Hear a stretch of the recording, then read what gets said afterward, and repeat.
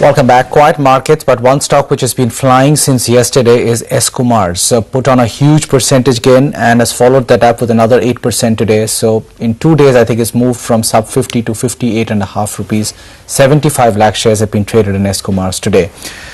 The reason may be unlocking of value from an IPO through Reed and Taylor, its subsidiary. Nitin Kasliwal, chairman of Escomars, joins in today. Explain that move. Nitin, morning. Thanks for joining in. By when do you think you will hit the market with Reed and Taylor, and how much are you looking ballpark to offload in the IPO? Good morning, Udayan. It's a pleasure to be with you. Reed and Taylor IPO is being planned in the next 6 to 8 months, Udayan. And I think, though it's really not a fundraising exercise, it's more a listing exercise, but we'll raise in the region of $100 to $125 million in the IPO.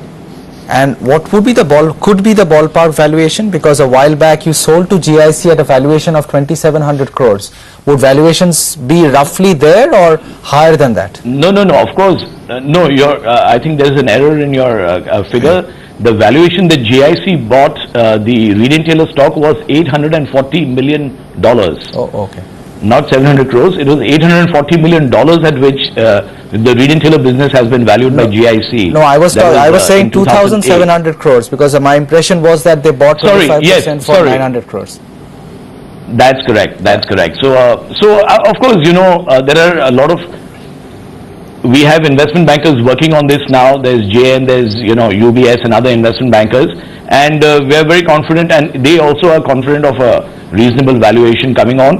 Though it's a little too early to talk of valuations, but our investment bankers are pretty confident, and so are we. Nitin, morning. So what would this constitute in terms of percentage that you would want to put on the block via the IPO? Good morning, Nithali. Actually, like I said earlier, it's really not, the exercise is only to list, so we have to also follow some regulatory requirements of listing. These details will get cleared over the next 3-4 months as we go forward with the IPO plans. But, basically it's a listing exercise rather than a fundraising exercise. Sure. Can you just talk a little bit about the earnings trajectory though that Reed and Taylor has been ticking at, Nitin, because that is equally important for when you go IPO, both in terms of sales, margins and profitability. How's it been doing? Actually, Reed and Taylor current year will close at turnover in the region of 1,000 crores, both the fabric and garment business combined. And we are looking at overall margins in the region of 36-37% EBITDA margins. So, and Reed and Taylor has been growing at about 30-35% per annum over the last 3 years, and we expect that trajectory to be continuing, because even in the garment business we're launching several new brands. There's a brand called Kruger which is being launched in the next few months, and Stephens Brothers is being ramped up very aggressively, which is under the Reed and Taylor company, and the Reed and Taylor brand itself is doing extremely well. So we have multifold brands, as well as the fabric business in any case is getting very good traction in the domestic markets. Plus the acquisitions of Heartmarks Corporation in the US is also going to significantly add to export numbers from Reed and Taylor from India, because Heartmarks is the largest formal wear clothing company in the US and has a massive requirement for suit and trouser fabrics, and Reed and Taylor is going to be supplying a massive quantity over the next 3 to 4 years into the Heartmarks chain. And Heartmarks operates at the middle and upper end of the US markets. So even from a value perspective, they are very high margin businesses.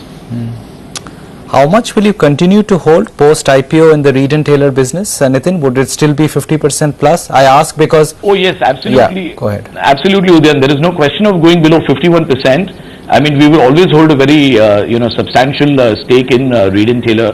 There's, Reed and Taylor is one of our fundamental businesses. So for SKNL as a group and SKNL as a company, it's always going to be a major percentage of its business, and it will always continue to hold in excess of 51% for sure, but maybe even higher than that.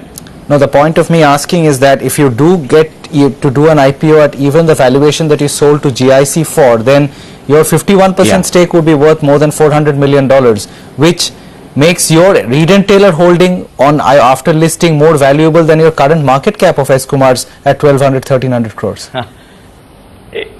Then this is these are the vagaries of the market. I think one needs to just wait and watch. We ourselves sometimes are perplexed with the valuations, but our effort in life is to get EPS in the business, I think the valuation will come from the market forces. As far as we are concerned, even on a consolidated basis in the current year, that is March 10, our EPS is in excess of 10 rupees a share. So, our teams are working on improving EPS. Next year we are projecting about 35% growth in EPS. So our effort is really to grow our EPS rather than look at the valuations in that sense. I believe you're also planning to convert Belmont into a separate subsidiary, Nitin. In that case, what remains the core business for you, and what kind of turnover projection would you give for that? Belmont also, you see what is happening is SKNL operates in all segments of the market. We operate at the lower end, middle end, upper end and the super premium end. Plus we also operate home textiles, we operate high value cotton fabrics. We are also getting into technical textiles in a very big way. So SKNL is a very diversified conglomerate. Now within SKNL, Reed & Taylor achieved a particular mass and therefore it deserved separate identity and an entity also from a market perspective, also from a brand perspective. Similarly, Belmont and its ancillary businesses around Belmont, which are uniformity, which is medium value cotton fabrics, which is part of the S. Kumar's workwear business, which is all part of the Belmont company, also now deserves segregation because it is close to reaching 1,000 crore turnover. Not the Belmont brand alone, but I'm talking of all these ancillary businesses put together with it, which are in the same market segment. And this includes fabrics, it includes garments, and to that extent, it deserves a separate identity. Belmont as a brand has also become a very mature and well-recognized brand countrywide, with Shah Rukh Khan as a brand ambassador and a very strong marketing and advertising campaign that's been going on. And to that extent, now we're looking at, subsidizing it to give its own position in the market. It will unlock value for SKNL as a company and shareholders. Plus, it will also focus that business segment very strongly. Just one clarification, Nitin, on whether any of the money you raise via the IPO will be used to retire debt, because your consolidated debt levels are fairly high.